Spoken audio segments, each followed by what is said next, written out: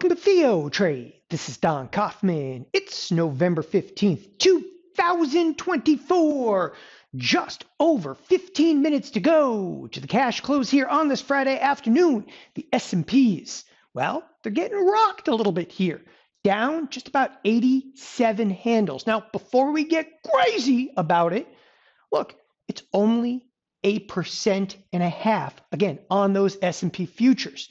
Nevertheless, you're seeing the NASDAQ get hit a little harder to the tune of about 2.6%.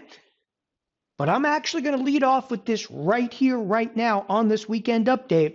Look, take this sell-off seriously. I am going to explain that and much more here, of course, on this TheoTRADE weekend update. As I was saying moments ago, so the S&Ps are down some 87 handles, and look, it's only 1.5%, which is not, for those of you that speak geek, it's not like what I would term like statistically significant. I'm not like sitting here freaking out over 1.5% move. There's nothing on this chart that, really puts any fear into me other than the fact that, it's an all-time high and we're starting to pull back over here. That's not it, okay? There's some movement that you're going to see in this marketplace and some really significant capital, okay, on the move.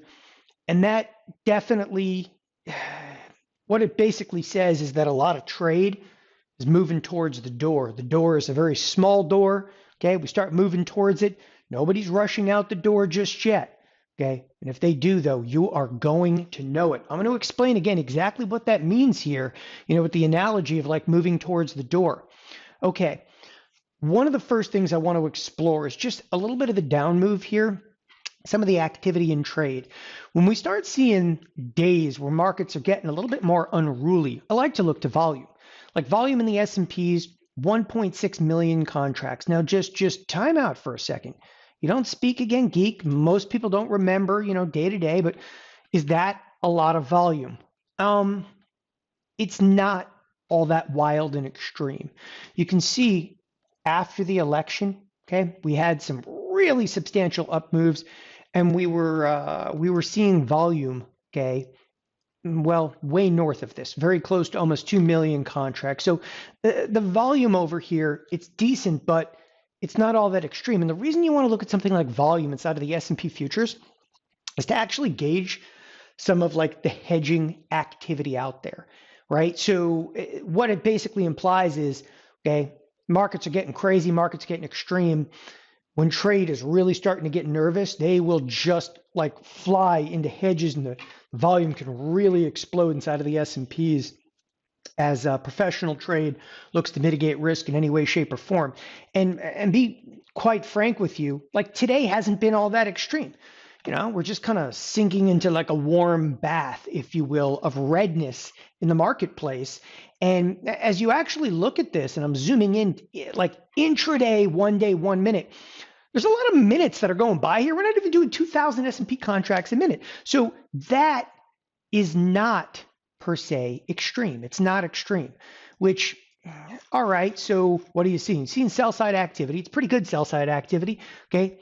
But nobody's actually like running for the door like you're on fire, right? So I want to first of all clarify that, okay? But on the other side, there are some really wild signs. And that's why I'm saying take this sell-off seriously. First of all, the not so serious is the squirrel was a sign. If you guys missed Wednesday night's video, I talked about the Peanut the Squirrel coin, which is actually a crypto product that it literally hit $2 billion in market cap. It's pulled back a little bit, but it was a sign when you're looking at it. And I am serious about it. Like I'm joking about it here on the video, but it's definitely a sign when you're throwing caution to the wind and somebody's like Peanut the Squirrel coin, okay, and all of a sudden it's worth $2 billion. If you don't think that that's a sign of excess, okay, we got to sit down and have a little bit of a conversation, okay? Because at that point, like people are, yes, but you can make money off of it. That's not the point. The point is it's a sign of excess. It's ridiculous. Now, crypto markets overall, they're not fair and half bad. I mean, look today. Crypto is actually still up, okay? This, again, I don't necessarily think this is a good thing. It actually could be a little bit of a negative over there that no one's actually hit the crypto market just yet. We'll come back to that. All right. So a bit of a sign, maybe because there's some froth in the marketplace, no question about it. Now let's get into the S&P. As I said, there's nothing here. When I start looking at the chart, well, oh, the chart pulled back here and it did this. Okay, look, you can talk yourself, until you're blue in the face about what you think of this chart.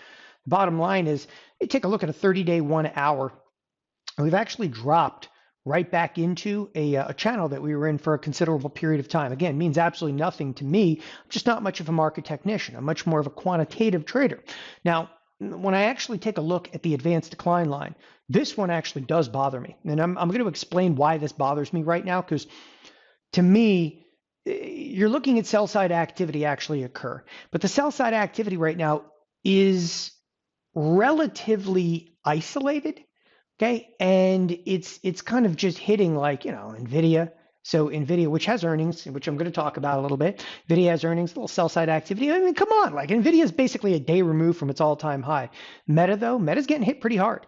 Meta actually broke any, like, if you're into support and so forth, whatever does it for you, that thing's kind of broken through. Google looks a little bit. I mean, this is right now, okay. We saw froth in the squirrel coin, and now you're actually seeing some of the big tech stocks pull back. Although Apple is pretty nominal. Okay, Microsoft's taking a pretty good hit over here. But when you bring up like auto expected moves, it's just basically the lower edge of the expected move. Apple, okay, not even halfway home to the lower edge of the expected move. Amazon, I mean, look, Amazon hasn't even given up. All right, its election gains. Okay. Again, back over to Google. All right, this one's getting a little bit more interesting, cracking through the lower edge of the expected move. Meta, though, Meta's real. Okay, that's a 2 standard deviation move. And again, I wanted to look through them for just a moment. And again, Nvidia. Okay, I don't think Nvidia necessarily. We'll call this into question in a few minutes. When we start talking about its earnings, but we'll push that aside for just a second. So right now, though, the sell side activity is relatively isolated. That bothers me. Okay. Because you have to look at it from the perspective, and I'll explain to you exactly why. Again, I see a lot of risk on the table. But you got to look at it from this perspective. We're not hitting all the sectors right now. All right. I mean, there's actually, look, the financials are even up. Okay. The financials are up today. So, and it's always concerning when you see, and you can quantify, oh, this is a big down day. And like, the energy sector is barely even getting hit. The financials are actually up, the advanced decline line. On a day like today, I always get concerned. And I know we're coming into the close and there's 10 minutes to go to the cash close. My concern is, okay, look, there are 37 other things that could be hit today. That's an advanced decline line, by the way. This is the S&P 100. Okay, and it's 37, okay, 63. Again, there's 37 other things that could actually be sold over here. So we're nowhere near higher degrees of correlation, which implies, okay, the AD line implies, and it leaves heavy risk on the table because, in fact, if we are to actually see, okay, real sell side activity, we're nowhere near capitulation. I mean, come on, you haven't even really sold off at all. So we're not seeing great degrees of correlation. Correlation is needed, if you will, to see certain types of bottoms. So in effect, what the marketplace is saying is like, look, we might be seeing some sell side activity right now, okay, but we haven't really even begun. We're not seeing any higher degrees of correlation. The next thing on the docket over here is interest rates. Interest rates are still a significant issue. I'm actually bringing up the bonds, okay? Bonds and notes, they're still down today. They had actually rallied and faded back out. Okay, they had rallied and faded back out. When I start talking about interest rates, though, all right, let's get very, very, granular. Let's get specific over here. The 10-year today, and part of the little freak out, I told you guys literally, multiple times over the last couple of weeks, we're going to hit 4.5%. Take a look at this on an intraday basis. People, this is the TNX. This is your 10-year. It hit, 4.5%. And you wonder why things are kind of freaking out. There's a lot of people convince themselves tech doesn't need no interest rates. Tech can stand through anything. Tech can't stand through anything, okay? And that most definitely rocked this marketplace. This is dangerous right now, very, very dangerous. That is one of the first things that bothers me significantly, moving into early next week. You see more sell-side activity in the bond market. People, I keep talking about like the bond vigilantes. They are here. They are now. I don't care what the Fed says. Nobody cares about Jerome Powell, right? They can cut interest rates all they want. Interest rates are skyrocketing right now. We're just at 3.6%. Now we're trading 4.5%, okay? Look, it just doesn't matter what you think. And the dollar, keeps laughing and right on. It's just completely vertical. Look at what's going on in the euro. Okay, things getting absolutely decimated, and you got to pull up like a 5-year chart to see how substantial this move happens to be. So again, currencies, okay, getting absolutely rocked out there. You've actually got interest rates rocking to the upside. None of that makes me feel warm and fuzzy. Now, looking at risk metrics. Now, a lot of people do look at VIX, right? VIX. So VIX lifted its head up off the mat today. It's not the VIX itself. Okay, like I don't look at the VIX and be like, oh yeah, the VIX really came. Okay, so the VIX actually rallied by about like 13% today. Okay, but what I do look at, all right, what I do look at is VVIX, the volatility of the volatility index, right? And this, it really did take off quite considerably, even hitting, okay, the 110 region. So it contracted to a degree. It definitely contracted to a degree. My concern though, the VVIX takes quite a bit to move this thing. Okay, the VVIX, oh, look at the number of options that have actually traded in the VIX. Okay, for those of you, if you're playing like the at-home game right now, that is 1.5 million option contracts have actually traded in VIX today. So there's clearly some bigger moves ultimately underway. That one definitely grabs my attention. So first of all, you've got the bonds, okay, and the bonds have just got us right on the edge. The bonds continue to see sell side activity. Okay, if they continue to see sell side activity, there's just no question, okay, that those interest rates over 4.5%, you know, in the notes seeing sell side activity, okay, all of a sudden, what it in effect does is just snaps the back of the marketplace. All right, that one's easy. But as I was saying just a moment ago, right, and it's really important to understand this, that trade is kind of, they're starting to look towards the door like, oh, is this it? Is this the time we're actually going to have to go out and see some real, if you will, sell side activity? Okay, you got to be looking at that right now, because what is not great and easy to quantify is that, like, you know, everybody can look at the S&Ps and be like, oh, they're down like 70, 80, and they're rallying into the close here a little bit. That's okay. They could sell off a little bit 15 minutes after the close. But what's not easy to quantify, all right, is at what point does the move up in the dollar really start to panic the S&Ps? You're like, why would this panic the S&Ps? Because it's exporting inflation. Look at products like EEM, okay? They're getting annihilated out there. Look around a little bit, okay? Look at products like the financials. They're just staring, laughing, continue to actually rally over here. Again, that doesn't leave me all warm and fuzzy. The advanced decline line's not bad, and the market's still down, you know, like 1.2, 1.3%. These are fairly big moves without any degree of correlation in here. But as I was saying, back to the volatility premise, okay, volatility right now leaves us, okay, in a very precarious area. As volatility futures really start to kind of pick up, we're nowhere near jumping back into like backwardation.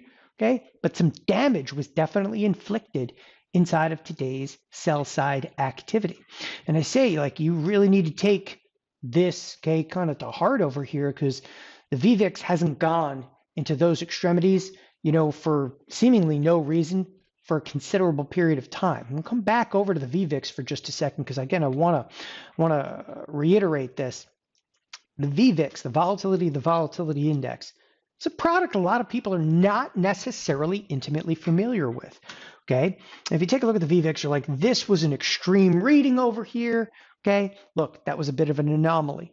Then we went into like the VVIX, some of the election risk over here. But if you look at the spike that we had today, and again, it has abated to some degree, but if you look at the spike we had today, and here's all the election risk, the spike is reminiscent of, okay, some really hideous sell side. And again, the size inside of the VIX speaks, well, volumes, because it's volumes inside of the volume of the options that have traded inside of VIX. It's substantial.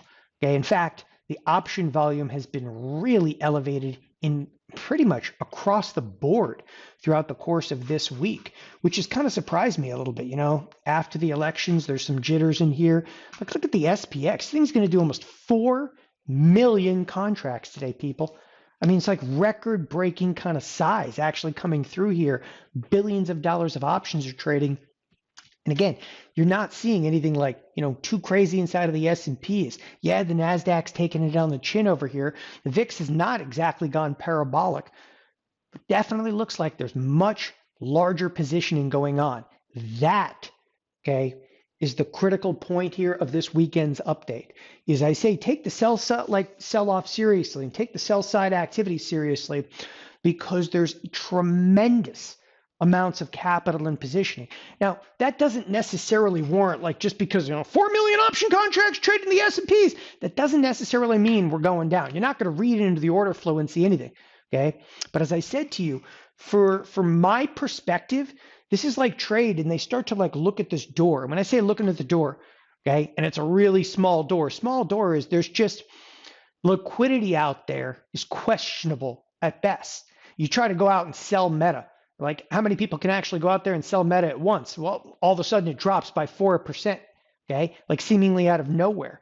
Why Meta? Why today? Right? Again, it got hammered a little bit. Microsoft down almost like 3%. Again, seemingly out of nowhere, because liquidity, okay, is a little bit thin, right? You're seeing big size come through, but the liquidity just doesn't seem to be able to support it. That's why I said, trade is kind of looking at the door and be like, should we go for it? Should we move for it? And it looks like trade is really starting to position themselves around that. Again, cautious though in there. Advanced decline line's not bad. Can you imagine what this day would have looked like if the advanced decline line was like correlated, like 100 stocks down, like in one of those quintessential all down days? We're nowhere near that.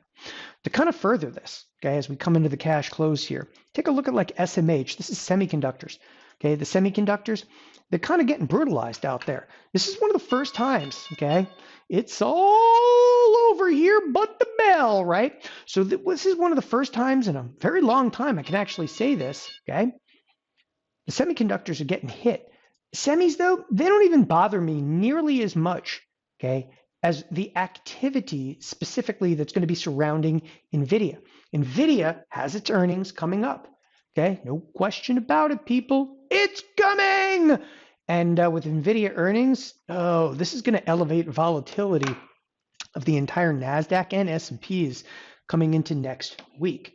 So again, on a personal level here, and I'm going to give you an opinion, I don't think the marketplace is necessarily going to wait for that. You could wake up on Monday into an absolute crap fest here. Why?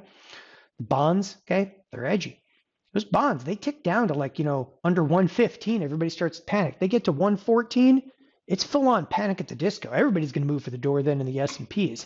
So we're left in a pretty precarious position this weekend.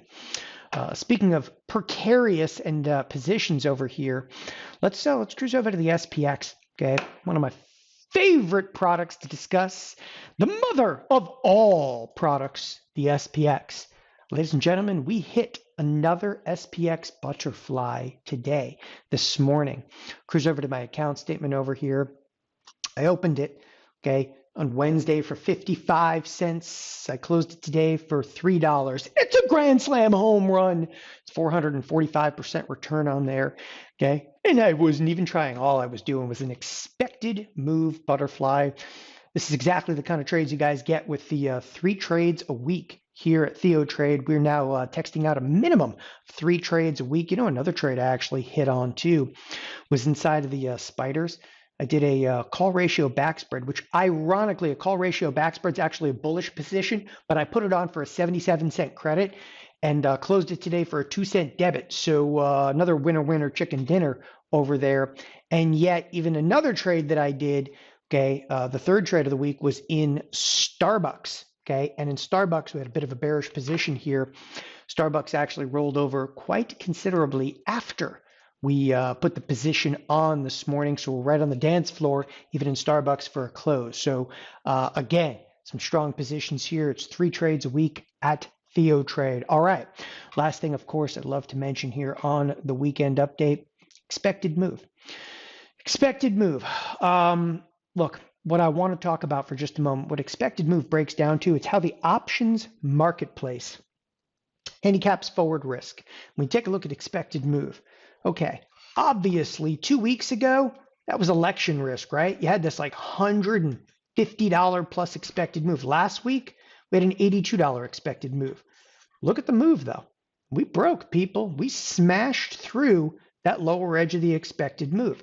This matters because you've now had count them, two unruly breaches of expected move back to back. If you followed me for a while here at TheoTRADE, we've done some research and it shows when the SPX starts shattering through expected moves in consecutive weeks, it's like the marketplace is literally going from an efficient time to almost like an inefficient time. And you can see there's weeks, okay? Here are weeks where we literally did not break expected move. And again, consecutive weeks of not breaking expected move, all right? Preceding that was these unruly weeks. Looks like we're kind of going into a little bit of an unruly period right now, which then brings us to what are we looking at for next week? What's the expected move gonna be like into next week? Survey says just under $100, okay? You know, I would have thought after just the volatility today, I mean, look, you saw the S&Ps move more than $90 today. All of next week, we're only handicapping for about a $94.85 move. Now, that is not set in stone yet. You got to wait until 15 minutes after the close here. But, okay, loosely speaking, you're looking between like, somewhere a $95 or $100 expected move. And you kind of ask yourself, you're like, well, yeah, no, it seems what? That still seems rather low given some of the risk that we saw literally in today's trading session. Now you could fast forward to next week and we could talk about the calendar until we're blue in the face.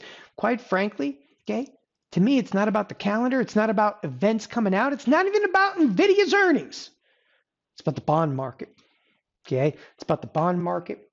It's about a marketplace that saw some excess. You know, when Peanut the Squirrel coin is getting all kinds of crazy out there. We've got semiconductors coming in, all right? We've got some fairly wild sell-side activity in a bunch of the monsters of tech. People, this thing could get real and real in a hurry next week. Again, take the sell-side activity of this week seriously. Thanks, everybody, for joining us here at TheoTRADE. Have a wonderful weekend. Bye-bye.